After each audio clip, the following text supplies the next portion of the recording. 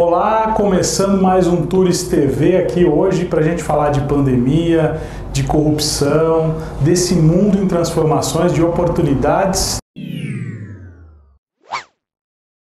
Conversando aqui com essa fera, que é o Dr. Jorge Sanches, ele que é advogado, professor, especialista, mestre em Direito Civil, um apaixonado pelo direito e muito mais pela humanidade, né, doutor? Sem dúvida. Lançando aí, né, o livro O Vírus da Incerteza, né, nas melhores lojas do ramo, vamos dizer assim, e a gente vai bater um papo super bacana aqui com o Dr. Jorge. Dr. Jorge, muito obrigado aí pela sua presença aqui na Tours TV com a gente. Eduardo, eu que agradeço, tá? Essa iniciativa tão importante da Tours TV, e estamos aqui para bater um papo, falarmos de tudo um pouco, né? Com certeza. Doutor Jorge, vamos começar falando o seguinte, estávamos no meio de uma pandemia, aliás, estamos ainda, mas no momento em que vocês escreveram o livro, O Vírus da Incerteza, estávamos no meio da pandemia. O que mudou naquele momento do Dr. Jorge de olhar e dizer, posso deixar uma contribuição para esse momento? Isso é uma coisa muito importante, sua pergunta, porque foi um processo de elaboração interna, né? Então, assim, nos primeiros dias, eu acho que a angústia era mundial, né, Eduardo?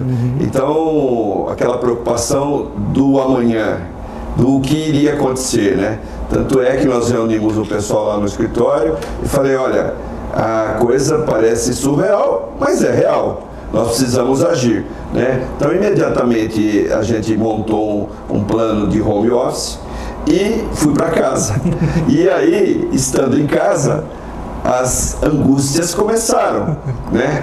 Isso era 16 de março. Iniciou-se o isolamento no dia seguinte, dia 17. E aí, o que aconteceu? Um processo de reflexão muito profundo nos primeiros dias e de muita preocupação. Então, foi a hora, no dia 21, no sábado, eu tive a ideia de falar com o nosso amigo, o João Carlos Borda, o jornalista João Carlos Borda, porque a gente já tinha ideia de escrever um livro o ano anterior sobre corrupção. Sim. Não tinha nada a ver, não existia pandemia. E aí liguei pro Borda, o Borda falou, opa, é pra já, vamos junto nessa. A minha ideia inicial era falar do home office e das angústias de um empresário, de um advogado, que não sabia o que ia acontecer com o seu negócio. E aí a gente montou então um roteiro, um sumário, e em 2, 3 dias esse sumário estava pronto. Aí nós pensamos, nós vamos falar o quê? Bom, vamos falar do vírus, das pandemias anteriores, vamos falar da China. Olha, vamos falar de Deus também, vamos falar do home office, da economia. Então, Eduardo, aí começamos a escrever, e o legal é que foi tudo quando estava acontecendo, em real time. Esse livro, essa obra, ela foi escrita no momento em que a história estava sendo contada, realizada e vivida. Trocando pneu com o carro andando. Exatamente. Então, isso foi uma experiência fantástica. Eu brinco que esse livro, na próxima pandemia, os pesquisadores vão consultá-lo, né? Sem dúvida. Porque e também ele serviu como válvula de escape, e eu brinco sempre com o João, que nos primeiros dias foi o ócio destrutivo, né? A gente dormia mal, comia muito, bebia, né? E aí depois, quando a gente começou a focar no livro, e detalhe importante, tudo tudo à distância. Tudo à distância, tudo em home office. A gente se reunia todas as noites, ou segunda, quarta e sexta, às 9, depois que ele chegava da emissora, às 21, e a gente começava a escrever e trocar ideias. Um falava, isso aqui talvez não, e foi muito legal, foi um processo muito produtivo e natural. E o interessante, Eduardo, que a gente escreveu esse livro em 65 dias. Olha isso. E o nosso medo era que acabasse a pandemia e o livro estava pronto. Até seria bom, né? A pandemia acabar, era não o livro. Tudo que eu queria, né? Que nós queríamos. E no decorrer do livro foi interessante também, porque a gente começou a ver que a gente não sabia de alguns assuntos. Por exemplo, nós não entendemos nada de medicina, então vamos buscar um amigo médico para falar sobre E foi muito legal. A gente entrevistou o superintendente da Santa Casa, nós entrevistamos um cardiologista, um terapeuta, uma psicóloga, um economista para falar como seria a economia. E no fim, acabou saindo um livro com 17 capítulos e mais 9 participações especiais, vamos dizer assim. Incrível, né? Então foi muito gratificante. E depois disso a editora também falou, o livro está pronto, não tem muito o que fazer. Então, graças a Deus, deu certo. E foi assim, uma grande experiência. E também serviu para a gente demonstrar para as pessoas que, por mais que você esteja com problemas e dificuldades, você tem como se reinventar. E a pandemia foi uma janela muito importante, muito grande, para as pessoas refletirem, para as pessoas pensarem o que elas podem ser diferentes e melhores depois da pandemia. Tanto é que eu entendo e acho que o subtítulo do livro é até mais interessante do que o título, porque o subtítulo fala assim, você será melhor depois da pandemia. Não coloca nem interrogação, nem exclamação, nem ponto. Você, Eduardo, saberá como você pode fazer para ser melhor depois da pandemia. Cada um, assim, dentro da sua realidade. Né? Então foi uma experiência muito gratificante. Com certeza. Virou praticamente um documento, né, da pandemia, né, doutor Jorge? Porque vocês escreveram durante, houve o convite para outros especialistas e, como você bem disse, na próxima pandemia temos um documento, né, aí que pode ser exatamente uma sequência, né, assim como vocês fizeram uma grande pesquisa para trazer informações de pandemias anteriores, né? Foi exatamente isso, a história sendo escrita no momento em que ela estava acontecendo, né? Então isso foi algo sensacional e a gente ficou muito, muito feliz com o resultado, né? E detalhe, Eduardo, a gente não quis escrever um livro catastrófico, muito pelo contrário, a gente quis deixar ao final do livro uma mensagem de esperança. Dessa como reflexão, você né? poderá ser melhor depois da pandemia. E interessante que tem um capítulo muito legal, o 5º capítulo, que é um dos meus preferidos, que a gente faz uma brincadeira com a MPB. Isso. Então a gente fala de Romaria, fala de outras canções da MPB, para demonstrar para o leitor aquela angústia, a fé que precisa ter. Aquele movimento, né? Que depende muito da gente, a esperança, né? Enfim. E é isso que eu ia perguntar para o senhor. O senhor sempre foi uma pessoa positiva. O senhor sempre buscou inspirar na faculdade seus alunos, né? A gente sabe o quanto que eles gostam do senhor, desde a época de faculdade. O senhor, enquanto advogado, sempre buscou exatamente esse mundo melhor, olhando muito, inclusive, para a corrupção, né? Como que eu posso colaborar para que isso diminua, para que isso não exista? Qual que é a minha parte? Inclusive, a participação que o senhor tem em uma ONG, né? Voltada para a corrupção. O doutor Jorge é positivista, sim? Sim, muito. Eduardo, eu tenho um grande defeito que também pode ser uma virtude, que é o incorrigível defeito de ser otimista. Mas não é defeito isso, é tentar ver onde há oportunidades para melhorias. Por exemplo, esse trabalho de combate à corrupção, que já fazem 22 anos que eu estou lá na Amarribo, que objetiva o quê? Empoderar as pessoas para fiscalizar contas municipais. E com isso, realmente, a gente conseguiu incentivar, motivar muitas pessoas. Então, assim, a gente tem que ser um motivador, um incentivador da juventude para que a gente consiga mudar muitos problemas que o Brasil tem. Nós temos muitas mazelas, infelizmente. A corrupção é uma pandemia eterna nesse país.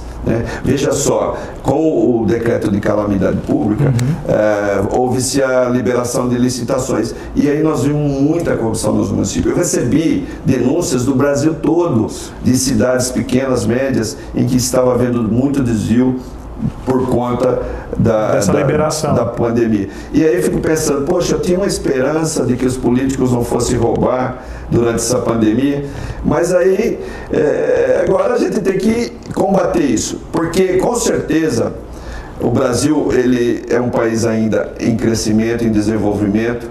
Por quê? Porque a corrupção drena e tem um mal que é o imediato, na carência das verbas públicas, mas o mais grave, ela condena o país ao subdesenvolvimento crônico e acaba com sonhos de pessoas prosperarem, fazerem uma escola, crescerem na vida. Então esse é o ponto que a gente precisa atacar, empoderar a sociedade civil para acompanhar os trabalhos do Legislativo, do Executivo.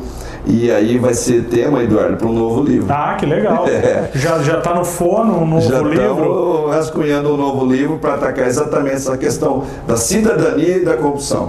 Porque vamos dizer assim, a corrupção não pode ser algo que exatamente só está sendo discutido em torno de punição, em torno de criminalidade, mas é algo que tem que ser discutido em torno de toda a sociedade. Acho que essa é a motivação, não é? Inclusive do trabalho do senhor, doutor Jorge. Exatamente. De motivar que todos olhem para isso e vejam quanto a longo prazo isso é prejudicial para o país, para todos. As pessoas perceberem que são cidadãos e têm que se envolver e participar e criar esse senso de cidadania para que isso crie um ciclo virtuoso, rompendo um ciclo vicioso de pessoas que entram nos cargos públicos para se servir daqueles cargos.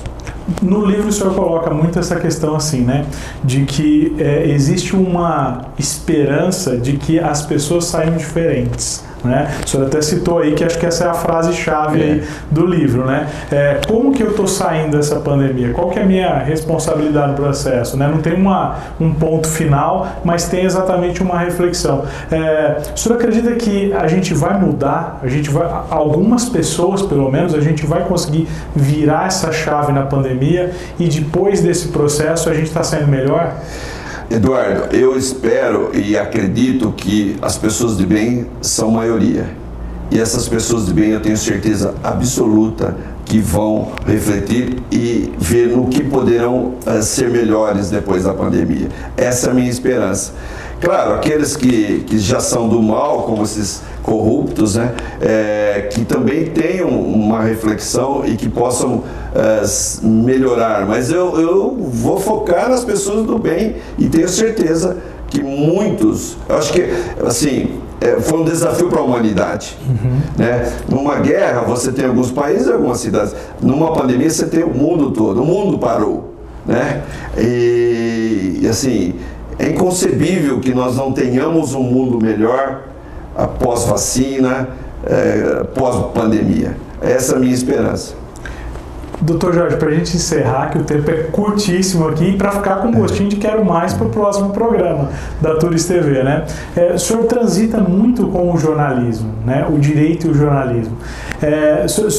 Eu acredito que o senhor acredite que exatamente esse processo de transformação perpassa muito por esses poderes. A gente pode dizer que o terceiro poder, o primeiro, está junto com o quarto, com o jornalismo, né? Essa ideia de que conscientizar as pessoas, de motivar as pessoas a buscar por uma transformação, isso está no legado que o Dr. Jorge quer deixar, aí quer seguir deixando aí durante esse processo, inclusive de escrever outros livros? Sem dúvida, Eduardo. Olha, eu penso o seguinte: as instituições e os poderes têm que funcionar e serem fortes. Executivo, Legislativo, Judiciário. E a imprensa, principalmente a imprensa investigativa, ela tem que estar atuante e ela tem um papel fundamental, juntamente com a sociedade civil. E essa iniciativa da Turis TV, de fazer esses debates, é importantíssimo, fundamental. Eu quero parabenizá-los, porque realmente é provocar esses debates. Então veja só, sociedade civil, imprensa séria, que faz esse trabalho investigativo fundamental, cobrando dos poderes instituídos uma atitude ética, moral, dentro da legalidade, para que a gente consiga fazer com que efetivamente o Brasil saia desse atoleiro e crie uma nação. Nós não temos até hoje, infelizmente, um projeto de nação. Nós precisamos fazer com que a sociedade cobre isso dos poderes instituídos.